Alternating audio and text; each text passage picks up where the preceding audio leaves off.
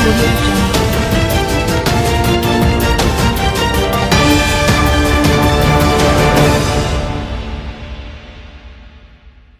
9 to 9 ન્યૂઝમાં દર્શક મિત્રોનું હાર્દિક સ્વાગત છે। લોકતાંત્રિક રાષ્ટ્રવાદી પાર્ટીના અધ્યક્ષ શ્રી ઘનશ્યામભાઈ શ્રી રાજપૂત, જેને બર્નિંગ મેન તરીકેનો લકબ શ્રી પૂર્વ વડાપ્રધાન શ્રી ચંદ્રશેખરભાઈજીએ આપ્યો હતો, તેવા રાજકીય બહોળો અનુભવ ધરાવતા વ્યક્તિ 9 to 9 ન્યૂઝની મુલાકાત લીધી હતી અને તેમની રાજકીય સફરની શરૂઆત કેવી રીતે થઈ તે બાબતે જણાવ્યું હતું। अभी हम मिल रहे हैं लोकतांत्रिक राष्ट्रवादी पार्टी के राष्ट्रीय अध्यक्ष घनश्याम सिंह जी से, जिसे भारत के राजकारण में बर्निंग मैन से जाने जाते हैं और लोग उसको सेकंड चंद्रशेखर के नाम से पहचानते हैं। आइए उनसे बात करते हैं उनके राजकीय सफ़र के लिए।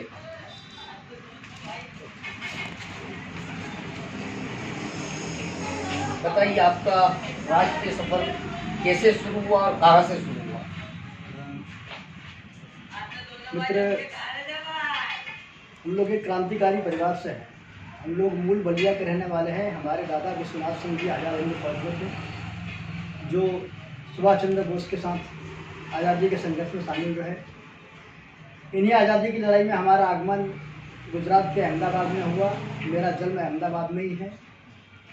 हमारे पिताजी पूर्व प्रधानमंत्री चंद्रशेखर जी के दोस्त थे, बहुत ही निकटतम सहयोगी थे। उनके कारण मैं चंद्रशेखर जी के सानिध्य में आया। जब मैं पढ़ाया करता था, वेकेशन पड़ती थी, तब मैं उनके यहाँ गुड़गांव भारत यात्रा ट्रस्ट चला जाया करता था। वहाँ रहने के बाद, उनके अति निकट सानिध्य में रहने के बाद मुझे बहुत सी आश्चर्यजनक बातें तो भारत के विरुद्ध षड्यंत्र जानने को मिले। अंत समय में भी मैं उनके साथ लंबे समय तक रहा। इन तमाम षड्यंत्रों को जानने के बाद मैं बिना राजनीति के रह सकूं, यह संभव नहीं हो सका मुझसे। मैं पेशे से वकील हूं। जो मैंने वहां देखा था, जो सुना था, जो महसूस किया था, देश की तबाही में, देश को बर्बाद करने में, देश को बेचने में, हर तरह से गुलाम बनाने में, धर्म के नाम पर तोड़ने में, जातिवाद में लड़ाकर ख़त्म करने में, देश का सत्यानाश करने के लिए जो भी षड्यंत्र होने चाहिए, वह भारतीय राजनीति में भारतीय राजनेताओं के माध्यम से देशी विदेशी लोगों के सहयोग से सक्रिय था।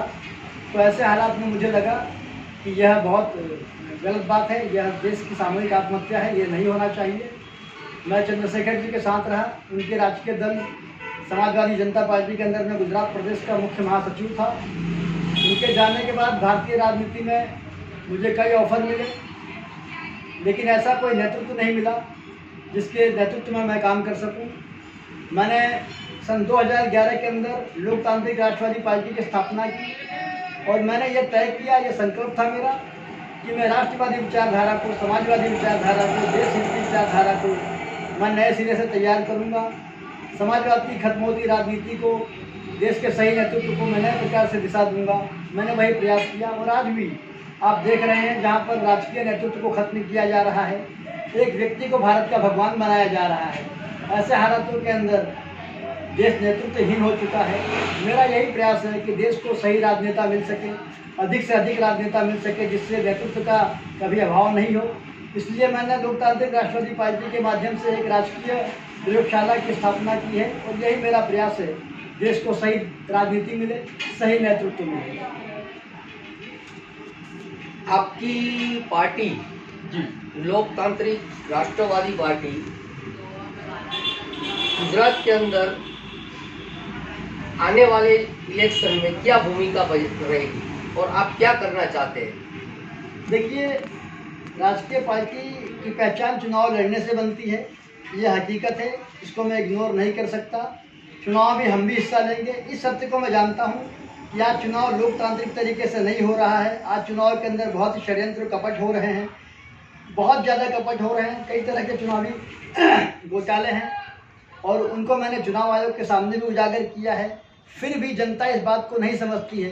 अपनी पार्टी की पहचान के लिए और अपने प्रत्याशियों के संतोष के लिए हम गुजरात के अंदर स्थानीय स्वराज के चुनाव लड़ रहे हैं और हमारे जो उद्देश्य हैं, वो सबसे मूल उद्देश्य हमारा यही है, देश को सही लोकतांत्रिक दिशा देना, सही व्यवस्था देना। और इसके लिए घनश्याम सिंह राजपूत का और उनके समूह का व्यक्तिगत और सार्वजनिक प्रयास यही है कि देश को गलत राजनीति से, भ्रम की राजनीति से, विनाशक राजनीति से दिशा दें हम कितना जीत पाएंगे, कितना राजकीय सफल हो पाएंगे, हमारा ये उद्देश्य कभी नहीं रहा। जो सही बात है, इस भ्रम के युग में हम जनता तक सही बात पहुंचाकर देश हित में देश को जागृत कर सके, यही हमारी जीत है और यही हमारी सफलता है, और हम देश को जागृत करने के दिशा में ही काम कर रहे हैं। सर, एक खास प्रश्न पूछना है आपको। जी सर, आप राष्ट्रीय लोकतांत्रिक पार्टी के राष्ट्रीय अध्यक्ष रहे हो, और गुजरात की मीडिया आपको डिबेट में क्यों नहीं बुलाती, उसकी क्या वजह रही है? और इसका उत्तर तो मीडिया वाले ही दे सकते हैं, लेकिन आप मुझसे ये पूछ रहे हैं, धर्म संकट है, आपने पूछ दिया है तो ठीक है। देखिए, आजकल मीडिया एक नाटक हो गया है, भ्रम फैलाने का, लड़वाने का, सही विषयों से, सही मुद्दों से देश को भटकाने का। उस तरह के नाटक हो रहे हैं, उस तरह के भ्रम जाल रचा जा रहा है। बात पाकिस्तान हिंदू मुस्लिम की हो रही है, बेरोजगारी, गरीबी, भुखमरी, मूल समस्या, आर्थिक पतन की बात नहीं हो रही है। तो मैं नाटक का हिस्सा नहीं बन सकता, इसीलिए मुझे न कोई बुलाता है न मैं जाता हूँ। अब मैं जाऊँगा तो सच बोलूँगा तो इनकी पोल खुल जाएगी, इसीलिए ये लोग भी जानते हैं, इसलिए मुझे नहीं बुलाते हैं। और मुझे जो अपनी बात कहनी है वो आप लोगों के सहयोग से कह देता हूँ। शुक्रिया घनश्याम सिंह जी का, जिसने आज हमारे स्टूडियो में आके और उनकी राजनीति के बारे में बताया। हम धन्यवाद करते घनश्याम सिंह जी का।